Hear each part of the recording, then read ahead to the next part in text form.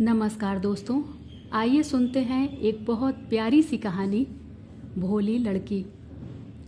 गांव के एक छोटे से घर में सुधा अपने माता पिता के साथ रहती थी। सुधा के पिता किसान थे। उनके पास एक खेत था जिसमें वे खेती किया करते थे। सुधा गांव के बच्चों को पढ़ाती थी, जिससे उसे कुछ पैसे मिल जाते थे। इधर गांव में कभी सूखा पड़ जाता था, कभी बाढ़ आ जाती थी, जिससे फसलें नष्ट हो जाती थीं।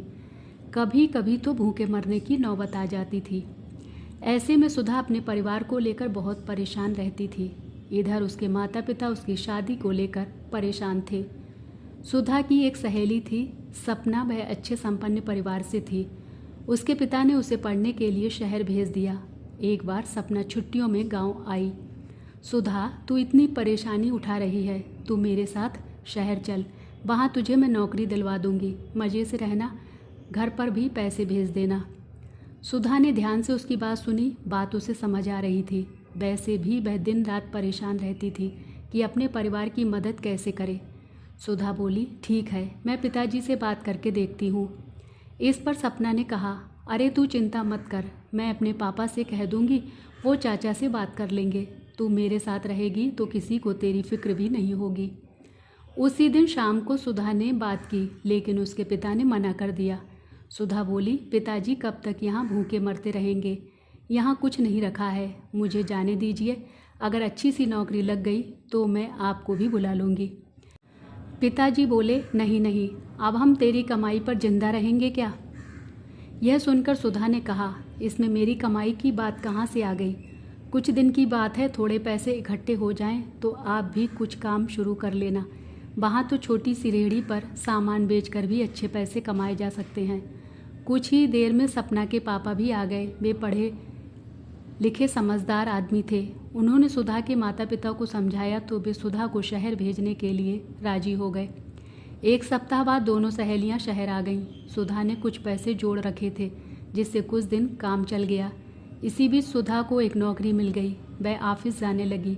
पढ़ी लिखी तो वह थी, लेकिन शहर के तौर तरीके उसे नहीं आते थे, इसलिए वह हमेशा चुपचाप अपने काम में लगी रहती थी। सुधा का ऑफिस, वह घर जिसमें सुधा सपना के साथ रहती थी, बहुत दूर था। बस से जाने आने में उसे 2 घंटे लग जाते थे। शाम को ऑफिस से निकलकर घर आते आते उसे रात हो जाती थी। रात को आवारा लड़के इधर उधर घूमते थे, जिनसे बचते बचाते वह घर पहुंचती थी। एक दिन सुधा ऑफिस के बाद बस स्टैंड की ओर जा रही थी। तभी पीछे से एक बाइक पर महेश उसके पास आकर रुका। महेश उसके ही ऑफिस में काम करता था और कभी कभी काम में सुधा की मदद भी कर दिया करता था। वह बोला, सुधा घर जा रही हो, लेकिन आज तो बसों की हड़ताल है। दोपहर को यहाँ बस से किसी का एक्सीडेंट हो गया था। पब्लिक ने बस फूंक दी, तब से सारे बस वाले हड़ताल पर चले गए। यह सुनकर सुधा डर गई। अब वह घर कैसे जाएगी? वह इधर उधर ऑटो ढूंढने लगी, लेकिन जो भी ऑटो आ रहा था वह पहले से भरा हुआ था। तब महेश ने कहा, सुधा बैठो, मैं तुम्हें घर छोड़ देता हूँ।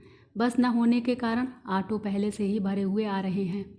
सुधा डरते डरते महेश की बाइक पर बैठ गई। कुछ ही देर में दोनों घर पहुँच गए। सुधा ने महेश से कहा, आपका बहुत बहुत धन्यवाद। आज आप नहीं होते तो पता नहीं क्या होता। महेश बोला, मैं यहाँ पास ही में रहता हूँ और रोज़ इसी रास्ते से जाता हूँ। अगर तुम्हें बुरा ना लगे तो मेरे साथ चला करो। जाना तो हमें एक ही जगह है, फिर बसों में धक्के खाने का क्या फ़ायदा। सुधा झेपते हुए बोली, नहीं, आप क्यों परेशान हो रहे हैं, मैं चली जाऊँगी।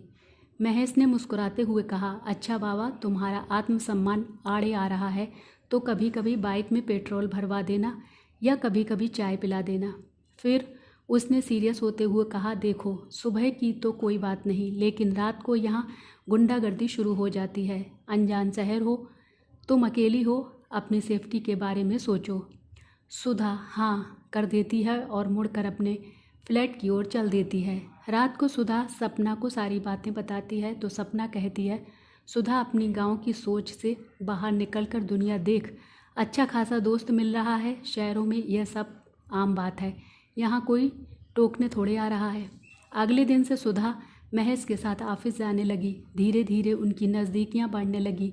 दोनों को एक दूसरे का साथ अच्छा लगने लगा। ऑफिस से निकलकर दोनों इधर उधर घूमते, साथ में काफ़ी पीते फिर महेश सुधा को घर छोड़ देता था। समय जैसे पंख लगाकर उड़ रहा था। एक दिन सुधा जब घर पहुंची तो देखा उसके पिताजी बैठे थे। अरे पिताजी, आप कब आए? पिताजी बोले, बस बेटा, तुझे बहुत समय से देखा नहीं था इसलिए चला आया। कैसी है तू और इतनी देर से घर आती है? सुधा को लगा जैसे उसकी चोरी पकड़ी गई। वह बोली, बाबा, शहर में ऐसा ही होता है। नौकरी में बहुत काम करना पड़ता है। आते आते रात हो जाती है। पिता ने चिंता जताते हुए कहा, बेटा देख ले, नहीं तो घर चल, वहाँ भी तो खर्चा चल ही रहा था। तुझे परेशान देखकर बहुत तकलीफ़ होती है। तेरी माँ भी बहुत परेशान रहती है। यह सुनकर सुधा सकपका गई। वह बोली, नहीं पिताजी, आप परेशान ना हो, मैं बहुत मज़े में हूँ। यहाँ रहना मुझे बहुत अच्छा लग रहा है और मैंने काफ़ी पैसे भी जोड़ लिए हैं। कल मैं बैंक से निकाल कर आपको दे दूँगी। यह सुनकर उसके पिता बोले, नहीं बेटा, हम तेरी कमाई कैसे ले सकते हैं? तू अपने पास ही रख, जब भी तू परेशान हो तो घर आ जाना। अगले दिन सुबह होते ही उसके पिता गांव चले गए। उस दिन सुधा को थोड़ा डर तो लग रहा था कि कहीं उसकी चोरी पकड़ी न जाए, क्योंकि वह महेश के प्यार में पड़ चुकी थी और गांव में यह सब बहुत बुरा माना जाता है। महेश उसे लेने आया तो वह उसके साथ ऑफिस के लिए निकल गई। रास्ते में उसने सारी बात बता दी। वह महेश से कुछ नहीं छुपाना चाहती थी। यह सुनकर महेश हंसने लगा। वह बोला, पगली, बस इतनी सी बात, इसमें डरने की क्या बात है? हम एक दूसरे से प्यार करते हैं, कोई गुनाह नहीं किया। मैं कुछ दिनों में गांव जाकर तुम्हारे पिता से मिल लूँगा। सुधा बोली, नहीं नहीं, ऐसा मत करना, पहले मौका देखकर मैं बात करूँगी। इसी तरह समय पंख लगाकर उड़ रहा था। महेश के साथ रहते रहते सुधा के तौर तरीके बदल गए थे। अब वह गाँव की भोली सी लड़की नहीं, शहर की तेज़ तर्रार लड़की बन चुकी थी। सुधा ने काफ़ी पैसे इकट्ठे कर लिए थे। इस बार उसने सोचा कि उन्हें दिवाली पर माँ पिताजी से मिलाऊं। वह ऑफिस से छुट्टी लेकर गांव के लिए निकल गई। माँ पिताजी के लिए उसने कपड़े खरीदे, शहर से बढ़िया सी मिठाई ली और गांव पहुंच गई। अचानक बेटी को देखकर सुधा की माँ बहुत खुश हुई। उनकी आंखों से आंसू बहने लगे। दोनों माँ बेटी घंटों बातें करती रहीं। फिर उसकी माँ उसकी पसंद का खाना बनाने चली गई। शाम तक उसके पिताजी खेत से आ गए थे। सुधा को देखकर वे बहुत खुश हुए, लेकिन जैसे जैसे सुधा उनसे बात कर रही थी उन्हें एहसास हो रहा था कि यह वो सुधा नहीं है जो गांव से शहर गई थी।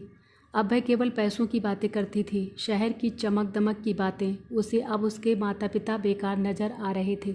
सुधा के पिता उसकी बातों को सुनकर असहज महसूस कर रहे थे। 2 दिन बाद दिवाली थी। सब ने मिलकर दिवाली मनाई, लेकिन सुधा के पिता अपनी बेटी के व्यवहार से खुश नहीं थे। उन्हें लग रहा था कि अब वह उनकी बेटी नहीं रही। दिवाली के अगले दिन सुधा अपनी माँ के साथ बैठी थी। माँ, कल मैं चली जाऊँगी, मेरी छुट्टी ख़त्म हो रही है। आपसे एक बात करनी थी। माँ, मैं एक लड़के से प्यार करती हूँ। हम दोनों शादी करना चाहते हैं। आप पिताजी से बात कर लीजिए। बेटी, यह तू क्या कह रही है? तेरे पिता सुनेंगे तो बहुत गुस्सा करेंगे। यह सुनकर सुधा बोली, माँ, यह सत्य है, आप दोनों को मानना ही पड़ेगा। अब मैं किसी गांव के लड़के से शादी करके यहाँ तो रह नहीं सकती। आप मान जाओ तो अच्छा ही है, वरना शादी तो हम वैसे भी कर लेंगे। अपनी बेटी अब पराई सी लगने लगी थी। शाम को सुधा की माँ ने उसके पिता को सारी बात बता दी। यह सुनकर उसके पिता बहुत गुस्सा हुए। इसी दिन के लिए मैंने तुझे शहर भेजा था कि तू हमारी नाक कटवा दे। यह रिश्ता नहीं हो सकता और ना तुझे अब शहर जाने की ज़रूरत है। मैं कोई ढंग का लड़का देखकर तेरी शादी कर दूंगा। सुधा बोली, देखिए पिताजी, मैं शादी करूंगी तो महेश से ही करूंगी। मैं आपको शादी का निमंत्रण भेज दूंगी, मन करे तो आशीर्वाद देने आ जाना। सुधा की बात सुनकर उसके माता पिता आश्चर्यचकित रह गए। उन्हें कुछ समझ नहीं आ रहा था। सुधा की माँ ने कहा, सुनो जी, अभी आप गुस्से में हो, वो भी उल्टे जवाब दे रही है, सुबह बात कर लेंगे। रात भर दोनों करवटें बदलते रहे। उनकी आंखों से नींद उड़ चुकी थी। सुबह जब दोनों उठे तो देखा सुधा एक चिट्ठी छोड़कर चली गई है। उसमें लिखा था, पिताजी, मैं इस गांव और यहाँ के दकियानूसी विचारों को छोड़कर जा रही हूँ। शादी का कार्ड भिजवा दूंगी, आपका मन हो तो आ जाना आशीर्वाद देने। सुधा को अब किसी की परवाह नहीं थी। वह शहर पहुँच गई। अगले दिन सुबह वह ऑफिस जाने के लिए तैयार हुई। उसे आज महेश को सारी बातें बतानी थी। वह महेश का इंतज़ार कर रही थी, लेकिन वह नहीं आया, ना ही सुधा का फ़ोन उठा रहा था। सुधा ऑफिस पहुंची तो भी महेश ने उससे बात नहीं की। वह बहुत परेशान थी। लंच में उसने महेश को रोक लिया। क्या बात है, तुम मुझसे बात क्यों नहीं कर रहे हो? महेश बोला, सुधा, अब मेरे तुम्हारे रास्ते अलग अलग हैं। मैंने शादी का फ़ैसला कर लिया है। मेरा रिश्ता पक्का हो गया है। यह सुनकर सुधा के पैरों तले ज़मीन खिसक गई। यह तुम क्या कह रहे हो? हम दोनों शादी करने वाले थे। महज ने कहा। मैंने अपने पापा से बात की थी, लेकिन वो नहीं माने और मेरा जिस जगह रिश्ता पक्का किया है वो एक करोड़पति हैं। उनकी इकलौती लड़की है। मैं तो इस ऑफिस से भी रिज़ाइन दे रहा हूँ। शादी के बाद मुझे ही उनका सारा बिजनेस संभालना है, और तुमसे शादी करके मुझे क्या मिलता? हम दोनों ज़िंदगी भर इसी ऑफिस में घिसते रहते, एक एक चीज़ के लिए तरसते रहते। हो सके तो मुझे भूल जाओ। सुधा वहाँ से उठकर सीधे अपने बॉस के केबिन में गई और बोली, सर मेरी तबीयत ठीक नहीं है, मुझे हाफ डे चाहिए। उसके बॉस ने उसे छुट्टी दे दी। वह अपना बैग उठाकर ऑटो लेकर अपने फ्लैट पर आ गई। आते ही बिस्तर पर लेट गई। उसकी आंखों से आंसू बह रहे थे। मेरे साथ ठीक ही हुआ। मैंने अपने माता पिता को धोखा दिया, बदले में मुझे तो धोखा मिलना ही था। अब किस मुंह से गाँव जाऊँ? मन कर रहा है आत्महत्या कर लूँ। शाम को उसने सपना को सारी बात बता दी। सपना समझ गई कि परिस्थिति बहुत नाजुक है। सुधा कुछ गलत कदम ना उठा ले, इसलिए उसने कहा, माता पिता आखिर माता पिता ही होते हैं, वे तुझे माफ़ कर देंगे। कल सुबह हम दोनों गांव चलेंगे। सुधा मना करती रही, लेकिन सपना उसे लेकर गांव पहुंच गई। घर पहुंचते पहुंचते शाम हो गई थी। सुधा सपना के साथ अपने घर पहुंची। आंगन में उसके माता पिता एक चारपाई पर बैठे थे। सुधा जाते ही अपने पिता के पैरों में गिर गई। पिताजी, मुझे माफ़ कर दीजिए, मुझसे बहुत बड़ी गलती हो गई। मैंने आपके सपनों को तोड़ा, आपको धोखा दिया। उससे बड़ा धोखा मुझे भी मिला। अब मैं कभी शहर नहीं जाऊंगी। जहां आप मेरी शादी करेंगे मैं कर लूँगी। सुधा के पिता ने उसे उठाया और गले से लगा लिया। बेटा, सब भूल जाओ। जो बीत गया उस पर पछतावा करने की ज़रूरत नहीं। मेरी बेटी मुझे वापस मिल गई, इससे बड़ी कोई बात नहीं है। इस तरह गांव की भोली लड़की अपने घर वापस आ गई। जय श्री कृष्णा। राधे राधे।